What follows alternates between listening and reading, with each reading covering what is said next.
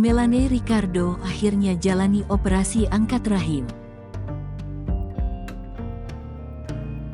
Presenter Melanie Ricardo akhirnya mengumumkan telah menjalani operasi pengangkatan rahim pada Jumat, tanggal 27 Januari tahun 2023, lalu, hingga ungkap kronologi awal mula sakitnya.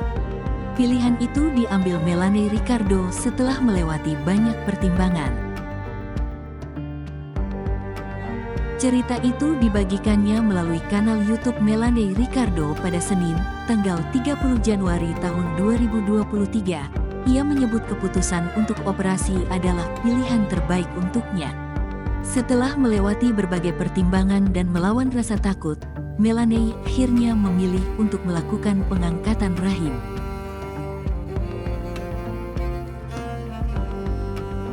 Jadi operasi yang aku lakukan kemarin itu, akhirnya after long journey, up and down, maju mundur, mengumpulkan keberanian, itu adalah operasi pengangkatan rahim, jelasnya. Sebelum memutuskan menjalani operasi, Melanie awalnya mengaku sering merasakan sakit yang luar saat memasuki periode menstruasinya yang sudah dirasakannya semenjak gadis.